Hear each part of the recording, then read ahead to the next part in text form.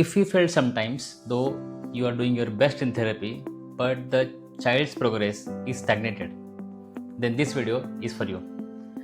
A few days before, I attended insightful webinar by Maharashtra branch of Isha called Building Blocks of Pediatric Rehabilitation, and it gave me a fresh perspective on why working in isolation doesn't work anymore, why collaboration between professionals is the real magic key. Hi everyone, welcome to my channel. So today I am sharing my biggest learnings from that session, the kind of takeaways that actually changed how I look at my therapy cases. And trust me, by the end of this video, you will not only understand how each professional contributes differently, occupational therapist, psychologist and special educator, geneticist, but also how we as speech and hearing professional can bring it all together to make a child's progress smoother and faster. So stay with me till the end, because this might be the shift how you approach the pediatric rehabilitation from now on. The first session was by Dr. Anjali Joshi, a pediatric occupational therapist, on the topic of collaborative approach for working with developmental disability. Now, I'll admit I always understood OT in terms of only motor development, but Dr. Joshi completely reframed that for me. She shared the example that stuck. Child can open tiffin box with effort but can't tear a sheet of paper, even though tearing requires less strength. This happens because sensory feedback is the real issue and not the strength. That one example made me realize that the daily functioning is not about movement, but it also how a body feels the movement. She also explained the OT framework for assessment, ideation, planning and execution, helping professionals pinpoint whether the problem comes from a motor control or a sensory integration. And this takeaway was gold. Every child with developmental delay should ideally be seen by OT and PT, even if speech is the main concern, and let the OT and PT decide if they wish to continue the therapy sessions. When we all work together, the progress is faster and more sustainable. Oh, and one of the myths she broke beautifully. I used to think if the child goes for OT, then outdoor play isn't needed. But that's not true. Outdoor play gives children natural sensory and motor experiences that no clinic can replicate. She also discussed the prehensile skills. I was new to this term. These are those fine motor actions like holding a pencil, turning pages, or buttoning a shirt. These building blocks for independent and classroom readiness. And I loved how she ended, reminding us that parent support groups like there is an Action for Autism in Delhi or Rajahans Foundation in Thane, they are equally important because families need guidance and not just therapy. So when OTs handle sensory regulation early on, the speech and language therapy just flows so much better, especially for pre-linguistic skills.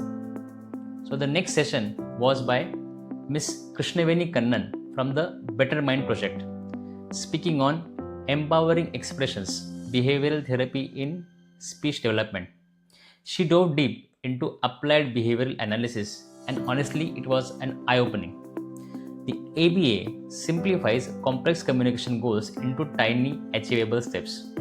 She explained key strategies, pivotal response training, which is for teaching through the child's interest, discrete trial training, which is a very structured step-by-step teaching, natural environmental training, which is learning through daily routine, and early start Denver model, when play and the ABA meet beautifully. She also talked about the techniques like prompting, shaping, and modeling. For example, if the child echoes, "Do you want juice? Do you want juice?" instead of answering, we can gently prompt them to say, "Yes, I want juice," using visual and verbal cues. And gradually, we fade, prompt, and child learns to communicate independently. What I really loved was her mindset. ABA isn't a set of tricks, but it's a philosophy. It's about being consistent, observant, and reinforcing small victories to build lasting communication. Then came Dr. Milan Sanejoshi, a clinical psychologist who spoke about widening the perspective beyond IQ testing. Her message hit home. A child's development can't be just summed by a single IQ score. So she explained how assessment should be cognitive, emotional, social, and behavioral areas, giving us a holistic view. She also listed various tools from autism and LD scale to ADHD rating scale and some personality inventories. But what stood out was her emphasis on counseling not just for children but also for parents. See, because parents often deal with the grief, guilt, the financial stress, and that emotional support that can make or break the therapy outcome. Someone asked if children who stutter should also be referred to psychologists. Her answer was yes, sometimes. When stuttering has a psychogenic component, collaborative care works best. That really reminded me we must always communicate prognosis sensitively, balancing honesty with hope. Next was Miss Tabassum. She is the director of a social impact, speaking on bridging the hands and voices. I'll be honest, before this talk, I thought special educators mainly focus only on academics, but she completely changed my view.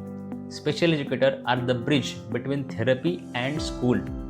They work not just on academics, but on readiness, behavior, and emotional well-being. She discussed how individualized education plans, IEPs, integrate therapy goals into learning plans, and that no two IEP are ever the same. And the story she shared about representing a child with a special need in High Court, being a child's voice during the case of abuse, was deeply moving. It showed us how far-reaching their role can be. So my key takeaway was special educators aren't optional, they are essential. And finally, Dr. Sanjana Gaisas. She is a cytogeneticist and founder of SDG's Genetic Center.